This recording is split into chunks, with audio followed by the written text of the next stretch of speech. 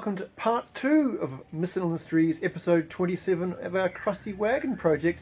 Now, you'll note in part 1, I pretty much left everybody hanging with the car painted, and that was that, because that's pretty much where I finished up last Sunday, having the car in paint and being out of time yet again. So I closed the door and let everything cure over the last few days. Now, I started going through all the bright work on this car, and I have a question for you.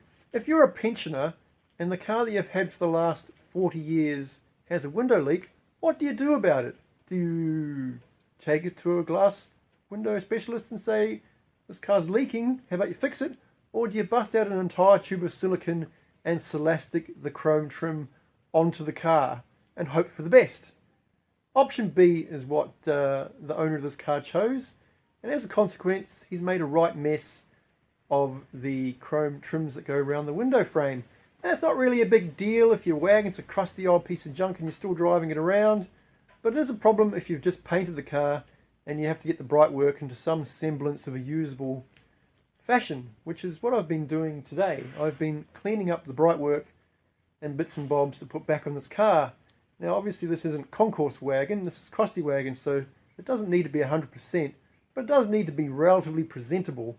So I've spent the last 2 hours scraping, carefully scraping all the silicone off the chrome window trims, and I think I have assembly of functional window trim. I mean, there were orbital sanding marks in it and all kinds of other horrendous abominations from when the roof got sanded by the first owner in his retirement, but we're trying to rectify all of that as easily as we can with a bit of sandpaper and a bit of elbow grease. Hopefully today, during this episode, when this car goes back together and I throw the bright work on and the guards on, and the bumpers on and the handles in, it all works out and I have all the parts I need to do it. I should add that I contemplated painting the front window trims in black to go with the rest of the blacked out window trims down the side of the car, but I have a bit of a pet peeve when it comes to chrome trims on old Fords, and they need to be chrome, and they need to be there. I've spent years and years trawling the internet for project Ford Falcon coupes that I may acquire one day, and a deal breaker is always missing chrome pieces, particularly around the front and rear windows. So I really don't want to rock this wagon with blacked out chrome window trim pieces, because that will make them look like they are absent, and that will annoy me. So chrome trim around the front window and the rear window is a must on your old chrome bumper Ford, in my humble opinion, because if I don't see it, I will judge it harshly. So here are the pieces of stainless steel window trim that have been cleaned up to a minimally acceptable standard, and the other one is over here. This one was the best of the lot because obviously you don't silicone around the bottom of your windscreen if it's leaking, you silicone around the top. So this one's in good shape. I haven't had to do too much with that. This just needed a quick tidy up, and while I was at it today I spray painted all my mudguard bolts with what was left of the rattle can, and these pieces of trim that go around the back of the car that separate the white roof from the blue body, I may have just jagged it and got it right when it was all said and done. So that is looking pretty promising. So what I think I'm going to do is paint these black though. These will go in black to go with my black outside windows. So I'll throw some paint on these, and these can be one of the first pieces to go back on the car because I can just pull the tape up and pop them on. First things first, I need to give them a quick blast with satin black paint.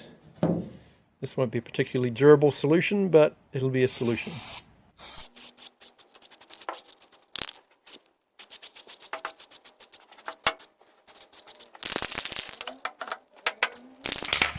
Taking our minds back to earlier in the season where I was buying parts for this car, and recall I bought 4 front indicator lights to cobble together to make 2 front indicator lights in combination with my smashed up indicator lenses, and so far I've got 1.5 because these indicators are all toast. Really bad. I've managed to make one. I'm super gluing another one together and hoping for the best.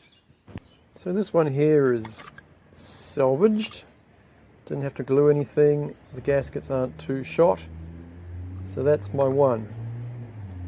And I think I found the one that was involved in the prang. So this is one of the factory original ones. It looks nice and tidy until you go, whoa! So that's well and truly smashed. And the rest of them are a combination of broken stuff jammed in them that won't come out unless I take a grinder to it.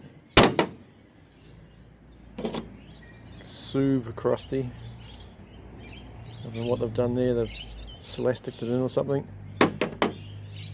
But this frame is good.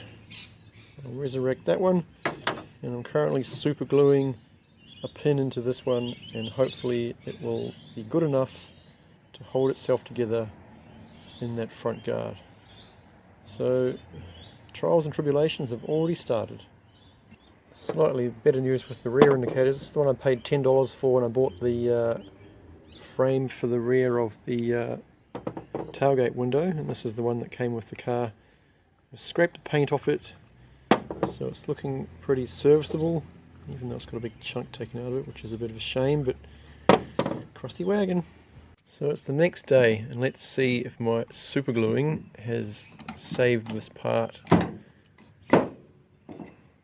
All it has to do is screw in to the housing and be retained. It doesn't have to take much weight.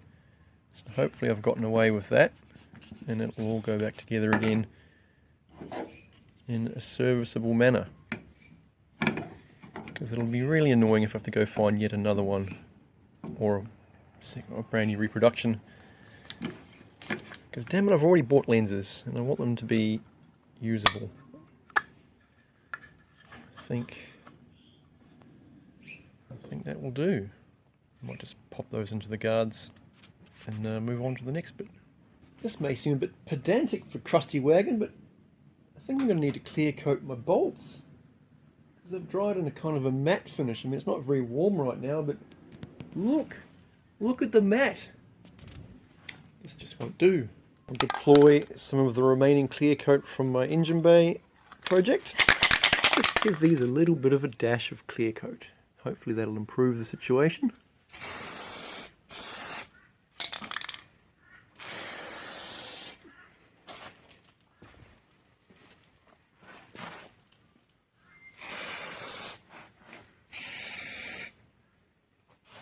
Alright, that'll do. Pretty sure that goes like that. Red to the bottom, orange to the top. This is where the puzzling out really begins, because I've bagged and tagged everything that I've removed from the car, but when I received the car, all the nuts and bolts are pretty much in these trays, and now I have to figure out what goes where. Not to mention the state of the rusty screws that I'm using. Well, that's something I'll address in the future, but for now I'm just going to try and throw it all together. First things first, let's rip off all of the sheeting and see if I've got overspray everywhere or not.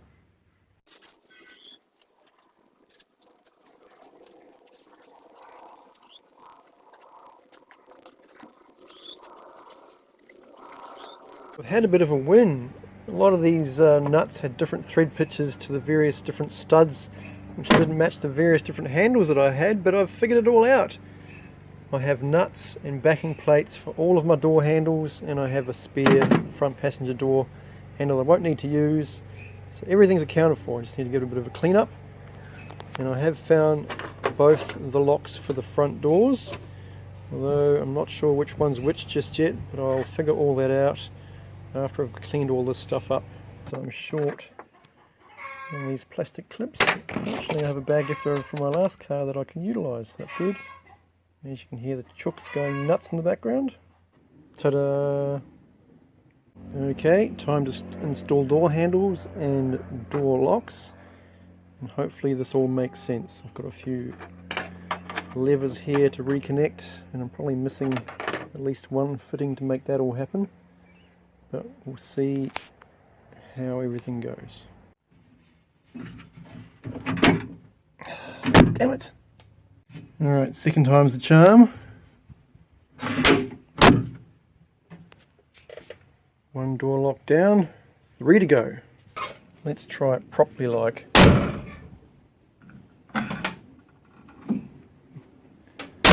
It's kind of weird.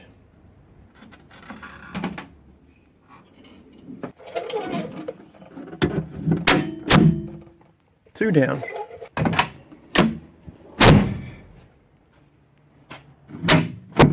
Three down, 1 to go. I'm all out of plastic spare parts now, so hopefully when I check out the left side passenger door, it doesn't need any more bits and bobs. I've found my first setback. There's no rod from the inner door handle to the locking mechanism. Both the rods are in the door for the other door. I've got one rod, and the other rod's missing. I'll have a bit of rummage around and see what I can find.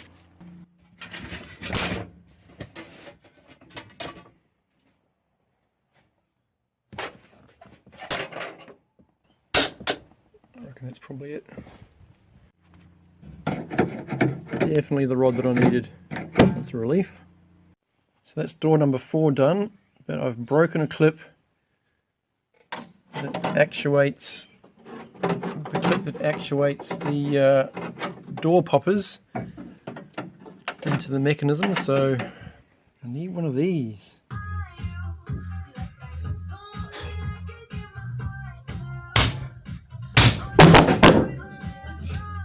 Well, door locks are all on, door handles are all on. Now I'm going to throw these guards on because I've already tripped over one of them today. So I'm just going to bung the guards on the car, and get them up off the floor, and step back and have a look.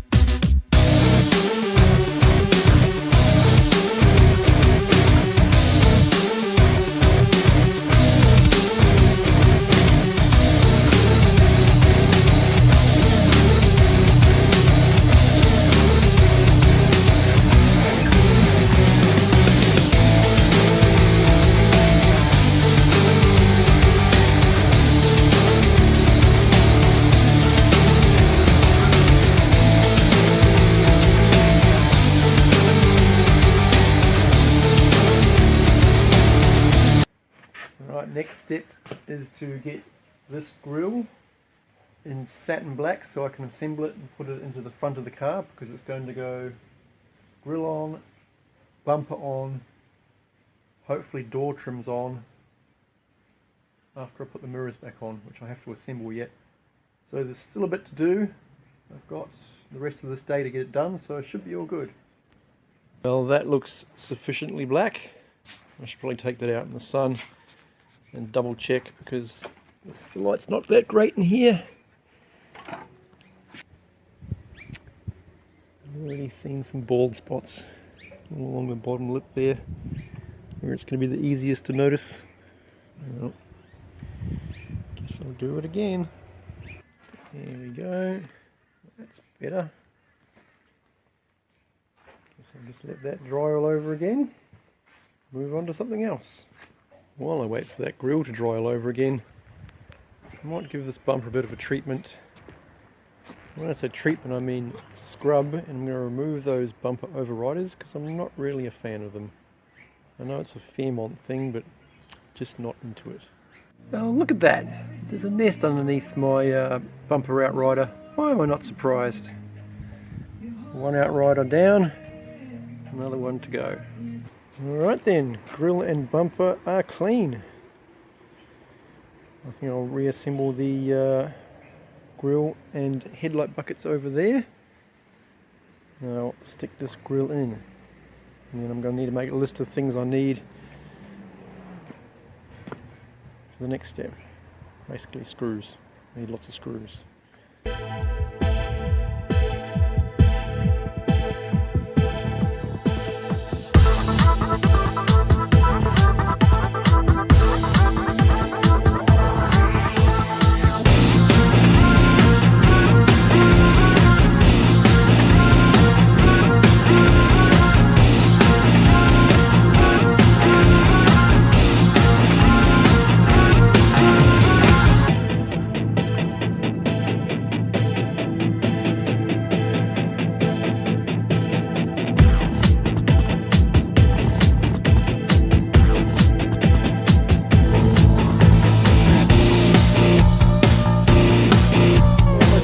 Bumper of my XC wagon bolted up, but the bumper mounts have a bumper cam in them to help you with your alignment, and the bumper cams are completely gone. So what I've done is I've jacked the bumper up to where I want it, and I'm just going to plate it with this 5mm metal plate left over from my LS project with a bolt hole through it, and hopefully that works and my bumper stays where I want it to stay.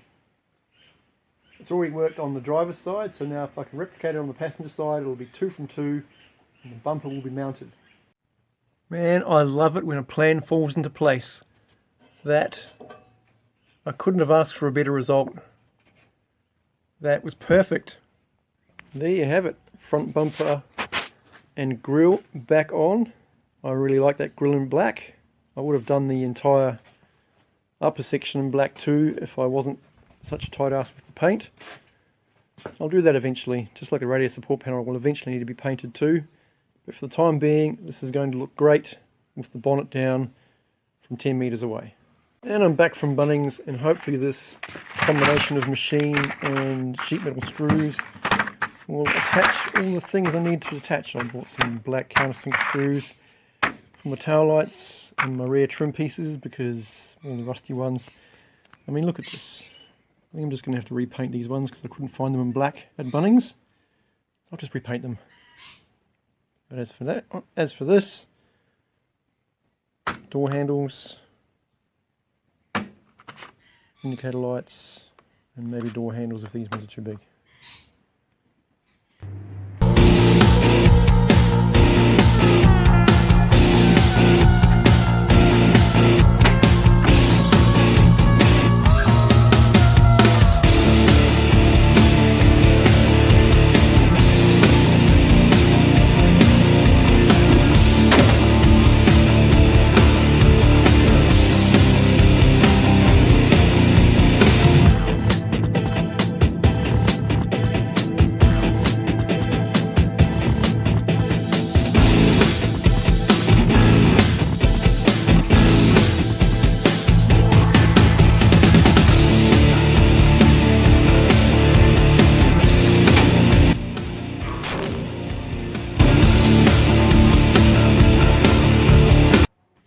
So, summary time for part 2 of episode 27's Missile Industries 351 Crusty Wagon assembly project.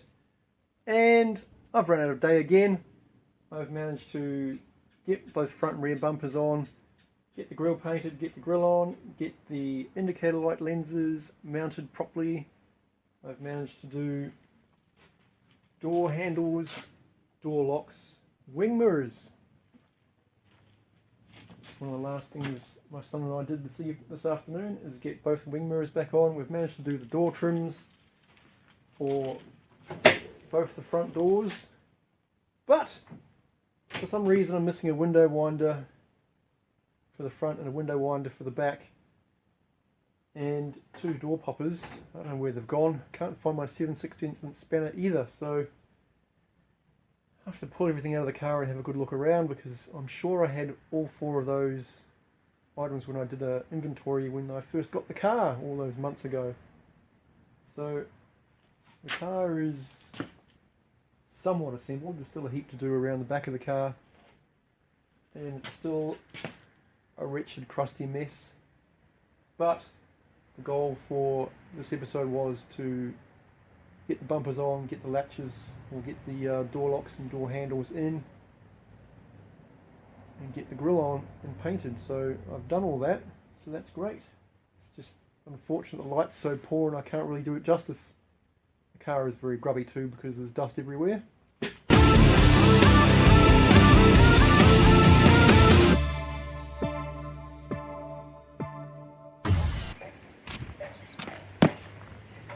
Now, here's my other bumper cam. I don't know if the other one fell off over there while the bumper was sitting around for this long.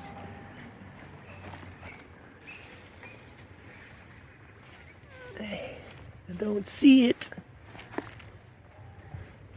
No, I don't. Oh well, never mind. I have my solution. And this can just go in my spare parts shop.